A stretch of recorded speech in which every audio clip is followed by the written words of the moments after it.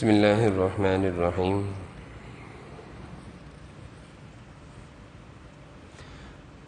فرماتے ہیں کفار و مشرکین کی کتابوں میں بھی ظلمت ہوتی ہے، اگرچہ وہ اللہ اور اس کے رسول صلی اللہ علیہ وسلم کی تعریف ہی کیوں نہ کر رہے ہوں۔ مطالعہ نہ کرو، ایسے لوگوں کی کتابیں مت پڑھو، اور اہل اللہ والے جو ہوتے ہیں، علماء جو ہوتے ہیں، ان کے الفاظ میں نور، دعا، توجہ ہوتی ہے تو ان کی باتوں سے ایمان مضبوط ہوتا ہے۔ حکیم المدت تھانوی رحمۃ اللہ علیہ کے ملفوظات اس وقت ہم پڑھتے ہیں ہفتے کے دن۔ حضرت نے اپنے اس ملفوظ میں یہ بات ارشاد فرمائی ہے کہ بہت ساری کتابوں کے رائٹر کفار مشرکین ہوتے ہیں، یعنی ان کے لکھنے والے کافر ہوتے ہیں۔ جیسے سیرت پر حضور اکرم صلی اللہ علیہ وسلم کی سیرت مبارکہ پر کافروں نے بھی بہت کچھ لکھا ہے، بڑی بڑی کتابیں لکھی ہیں۔ اسی طرح بہت سارے دینی معلومات، دینی مضامین کافروں کی طرف سے بھی لکھے جاتے ہیں، بے دینوں کی طرف سے، دہریوں کی طرف سے۔ حضرت فرما رہے ہیں ایسے لوگوں کی تحریر کو نہیں پڑھنا چاہیے، ایسے لوگوں کی تحریر کو، ان کی کتابوں کو نہیں پڑھنا چاہیے، ایسے لوگوں کی بات بھی نہیں سننی چاہیے، کیونکہ وہ دین سے بدظن ہوتے ہیں، وہ دین سے مخلص نہیں ہوتے، ان کی باتوں میں اثر نہیں بلکہ نقصان ہوتا ہے۔ اور یہ صرف کافر ہی نہیں بلکہ بہت سارے آج کے دور میں دین سے بیزار نام کے مسلمان، دین بغض و عناد دل میں رکھتے ہیں، اور جب ان کو کوئی ایسا موقع ملتا ہے تو دین کے خلاف ہم مغلظات بکتے ہیں۔ جیسے کہ ہمارے ٹی وی چینلوں پہ بہت سارے اینکر جو وہاں آ کر بہت سارے لوگ بیٹھتے ہیں اور کہنے کو مسلمان ہیں، لیکن ان کی باتوں سے اندازہ ہوتا ہے کہ یہ تو پکے اسلام کے مسلمانوں کے دشمن ہیں، اور لوگ ان کی باتیں سن رہے ہوتے ہیں۔ تو حضرت نے اس بات میں فرمایا کہ ایسے لوگوں کی باتیں مت سنو، ایسے لوگوں کی بات مت سنو، ان کی کتابوں کا مطالعہ مت کرو، ایسے لوگوں سے دوستی مت لگاؤ۔ ہمارے ایک دوست مجھ سے کہنے لگے کہ میرا ایک دوست اہل تشیع ہے اور وہ مجھ سے بحث کرتا ہے۔ میں نے کہا تم اس کو کبھی بھی صحیح عقیدے کے مطابق درست نہیں کر سکتے، وہ تمہاری بات کبھی نہیں مانے گا، بلکہ تمہارے دلوں میں حضور اکرم صلی اللہ علیہ وسلم اور صحابہ کے بارے میں شکوک ڈال دے گا، تمہارا ذہن خراب کر دے گا۔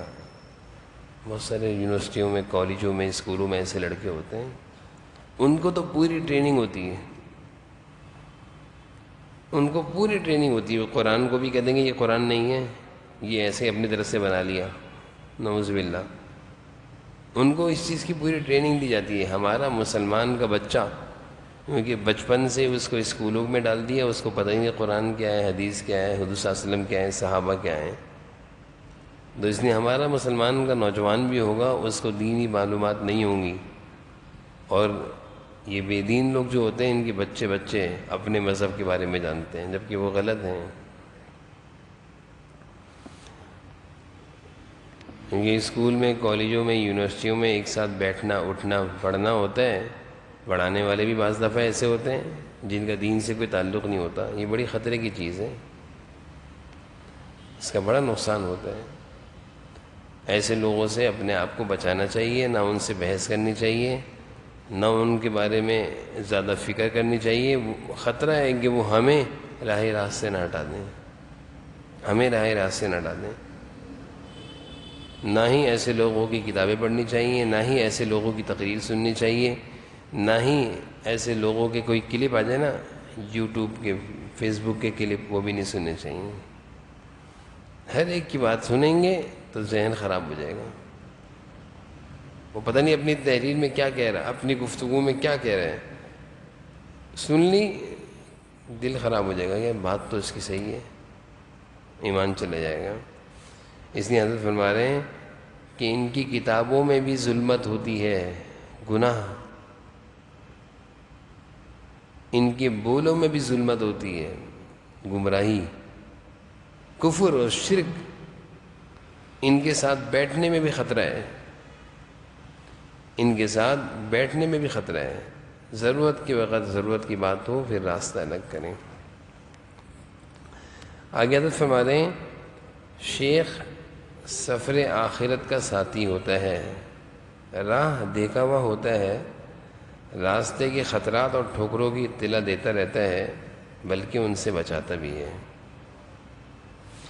حضرت ہمارے جو اللہ والے ہوتے ہیں نا، ان کو راستے کی، اللہ تک پہنچنے کا جو راستہ ہے اس کی اونچ نیچ کا پتہ ہوتا ہے، خطرات سے بھی واقف ہوتے ہیں کہ کون سی چیز ایسی ہے جو تمہیں اللہ سے دور کر دے گی. ٹھوکروں کی اطلاع دیتے رہتے ہیں کہ یہ کام نہیں کرنا، دور ہو جاؤ گے اللہ سے، اور بچاتے بھی رہتے ہیں. اللہ والوں کی یہ شان ہوتی ہے. اللہ والے جو ہوتے ہیں وہ راستہ جانتے ہیں اللہ تک پہنچنے کا. بھئی ہم سب کی بیٹھنے کی یہی نیت ہے، یہی طلب ہے کہ ہم اللہ کو پالیں، اللہ تعالیٰ کو راضی کر لیں. تو اللہ والے بھی کے پاس بھی انسان اسی نیت سے جاتا ہے. تو اللہ والے راستے کو جانتے ہیں، راستے کی خطرات اور ٹھوکروں کو بھی جانتے ہیں، اس لیے بتاتے رہتے ہیں کہ بھئی اس سے بچنا، اس سے یہ نہ کرنا. پھر آگے فرمایا کہ علم بھی بغیر صحبت کے بیکار ہوتا ہے، علم بھی بغیر صحبت کے بیکار ہوتا ہے. صاحب صحبت بلا علم کی اصلاح صاحب علم بلا صحبت سے زیادہ ہوتی ہے. یعنی ایک آدمی عالم دین ہو، بہت سارا علم اس کے پاس ہو، لیکن وہ اللہ والوں کی صحبت میں نہ بیٹھا ہو، اور فرما رہے ہیں اس کا علم بھی بیکار ہوتا ہے. اس کو اپنے علم پر ناز ہوگا، تکبر ہوگا، غرور ہوگا. اور وہ صاحب علم جو اہل اللہ کی صحبت میں بیٹھا ہو، اللہ والوں کے پاس بیٹھا ہو، ان کی جوتیاں سیدھی کی ہوں، اس کے علم میں برکت ہوگی، اس کے علم سے لوگوں کو فائدہ پہنچے گا. صحابہ سب کے سب عالم نہیں تھے، مگر ان کا مقام محدثین سے، فقہاء سے، اہل اللہ سے سب سے آگے ہے. اس لیے کہ وہ حضور اکرم صلی اللہ علیہ وسلم کی صحبت یافتہ تھے. آپ صلی اللہ علیہ وسلم کی صحبت کی برکت سے ان کو اللہ تعالی نے وہ مقام اور مرتبہ دیا جو بڑے بڑے محدثین، فقہاء کے پاس نہیں ہے، اہل اللہ کے پاس نہیں ہے. اللہ والے کوئی صحابہ کے مقام کو نہیں پہنچ سکتا. وجہ کیا تھی؟ وجہ یہ تھی حضور اکرم صلی اللہ علیہ وسلم کی صحبت اٹھائی تھی. تو اللہ والوں کی صحبت میں جانے سے انسان بہت ساری باتیں سیکھتا ہے، بہت ساری چیزوں کی اصلاح ہوتی ہے، دل کی کیفیت بدل جاتی ہے، دل میں نرمی آ جاتی ہے، دل پر اللہ تعالیٰ کے ذکر کے انوارات آنا شروع ہو جاتے ہیں، گناہوں کی جذبات کم ہو جاتے ہیں. اہل اللہ کے پاس بیٹھنے سے، اللہ والوں کے پاس جانے سے گناہوں کے جذبات، برے جذبات، گندے جذبات، یہ چیزیں ختم ہوتی ہیں. اہل اللہ کی صحبت میں جانے سے، اللہ والوں کے پاس جانے سے. یہی وجہ ہے کہ انسان سب کاموں کے لیے وقت نکالتا ہے، پہنچ جاتا ہے. اور جب کسی نیک لوگوں کی مجلس میں جانا چاہتا ہے، کسی اللہ والے کے پاس جانا چاہتا ہے، تو شیطان رکاوٹیں ڈالتا ہے. یہ کام کر لو، یہ کام رہ گیا، یہ کر لو. کیونکہ اہل اللہ کی صحبت کی برکت سے انسان شیطانی راستے سے ہٹ جائے گا، شیطان کی چالوں سے محفوظ رہے گا. اس لیے صحابہ عالم نہیں تھے، مگر ان کا مقام محدثین، فقہاء اور اہل اللہ سے بھی زیادہ تھا، حضور اکرم صلی اللہ علیہ وسلم کی صحبت کی برکت سے. انہوں نے حضور صلی اللہ علیہ وسلم کی صحبت اٹھائی تھی، اس کی برکت سے اللہ تعالیٰ نے ان کو مقام بہت اونچا دیا تھا۔ آگے حضرت فرماتے ہیں کہ آدمی کی زندگی دنیا میں ذخیرہ آخرت جمع کرنے کے لیے ہے۔ آدمی دنیا میں ذخیرہ آخرت جمع کرنے کے لیے آیا ہے، اصل کام اس کا دین میں مشغول ہونا ہے، لیکن ضرورت کے پیش نظر دنیا میں بھی کام کرنے کی اجازت ہے، ضرورت کے پیش نظر دنیا کے کام کرنے کی بھی اجازت ہے، لیکن اصل چیز وہ دین ہے، دین میں مشغول رہنا ہے، دین کے کام کرنے ہیں، اللہ کی عبادت میں اپنے آپ کو لگانا ہے۔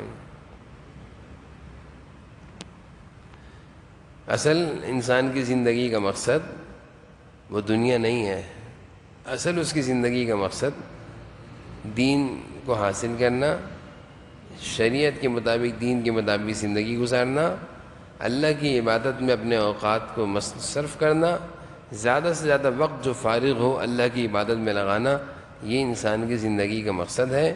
لیکن کیونکہ دنیا میں رہنا ہے تو دنیا کی کچھ ضروریات بھی ہیں، ان ضروریات کے لیے بقدر ضرورت وقت نکالنا، دنیا کا کام کرنا، محنت کرنا، جب فرصت ہو جائے فوراً اللہ کی طرف آ جانا۔ یہ ہے انسان کی زندگی کا حاصل مقصد۔ یہ مقصد نہیں ہے کہ سارا وقت تو ہم نے دنیا کے لیے کر دیا، صبح سے لے کر شام تک رات دن دنیا کے لیے، تھوڑا سا وقت اللہ کے لیے۔ یہ الٹا کام ہو رہا ہے، تھوڑا سا وقت اللہ کے لیے، سارا وقت دنیا کے لیے، غلط ہو رہا ہے۔ زیادہ وقت اللہ کے لیے، تھوڑا سا وقت دنیا کے لیے۔ جب انسان یہ کرے گا تو حدیث سے معلوم چل رہا ہے، اللہ تعالیٰ فرماتے ہیں کہ تم ایسا کرو گے تو ہم تمہاری دنیا کی کفیل ہو جائیں گے، تمہاری دنیا کے معاملات کو ہم حل کر دیں گے۔ لیکن کیونکہ ہماری زندگی الٹی ہے، ہم سارا وقت دنیا میں، کام میں، بھاگا دوڑی میں، کھیل میں، تماشوں میں، کھانے پینے میں، اٹھنے بیٹھنے میں، دوستوں میں، دکانداری میں وقت ضائع کرتے ہیں، اور جو تھوڑا بہت وقت رہ جاتا ہے وہ ایک نماز کے لیے آ گئے۔ یہ تھوڑا وقت مل گیا تو قرآن کریم کی تلاوت کر لی، لیکن اپنی زندگی کو ہم نے صحیح طریقے سے اللہ کے دین میں مشغول نہیں کیا، لگایا نہیں ہے۔ اللہ کے دین میں مشغول کرنا کیا ہے کہ دنیا کے کام کے لیے تھوڑا سا وقت نکالنا اور زیادہ وقت اللہ کے دین کے لیے مصروف کرنا، یعنی ہماری زندگی سے یہ معلوم چل رہا ہو کہ اس کا اصل مقصد دین ہے، اور تھوڑا سے وقت کے لیے ضرورت کے لیے دنیا کے کام میں جاتا ہے۔ اس کا کیا طریقہ ہے؟ اس کے لیے سب سے پہلے نمازوں کا اہتمام۔ اگر ہم صحیح طریقے سے ہر نماز کے لیے 20 منٹ نکالیں،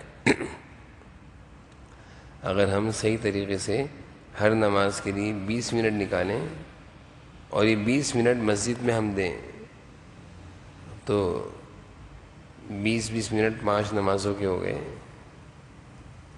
100 منٹ ہو گئے، یعنی 1 گھنٹہ 40 منٹ ہو گئے۔ اگر ہم اس طرح 1 گھنٹہ 40 منٹ روزانہ اللہ کو دیں تو یہ بڑی بات ہے۔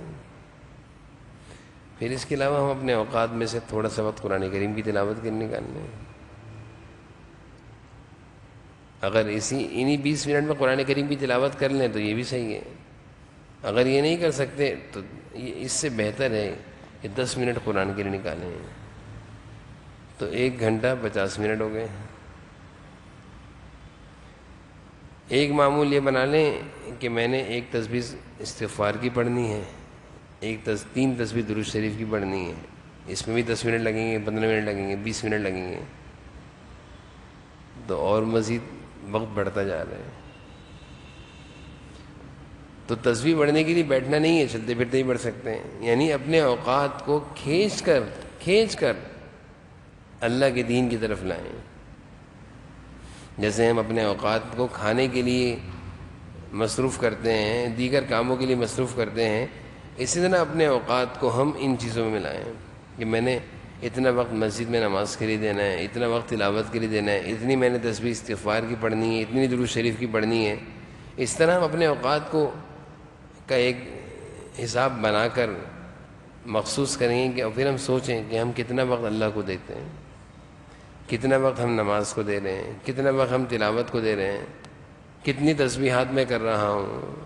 اس سے پھر اندازہ ہوگا کہ اللہ کے لیے کتنا وقت ہے اور دنیا کے لیے کتنا وقت ہے. ابھی اگر ہم اپنی زندگیوں کا اندازہ لگائیں تو سارا کا سارا وقت دنیا کے لیے، کام کاروبار کے لیے، گھر والوں کے لیے اور سونے کے لیے، کھانے کے لیے. یہ ہماری یعنی ہماری زندگی کا حاصل کیا ہے؟ کھانا، سونا. یعنی جو وقت کام کاروبار سے فارغ ہوگا تو آ کر کھانا کھائیں گے، کھانا کھا کر گھر والوں سے تھوڑی بات کر کے سو جائیں گے. اس میں بھی ہماری زندگی پوری ہو رہی ہے. جبکہ حضرت فرما رہے ہیں کہ مسلمان کی زندگی تو اصل آخرت کے لیے ہے، اور اس کی مصروفیت تو اصل دین ہے. دین میں مصروفیت ہونی چاہیے، اور جو وقت بچ جائے تو دنیاوی ضروریات کے لیے کچھ محنت بھی کرو. لیکن یہ نہ ہو کہ سارا وقت دنیاوی ضروریات کے لیے اور دین کے لیے بہت تھوڑا سا وقت. یہ غلط ہو جائے گا. اللہ تعالی ہم سب کو سمجھنے کی اور عمل کی توفیق نصیب ہو.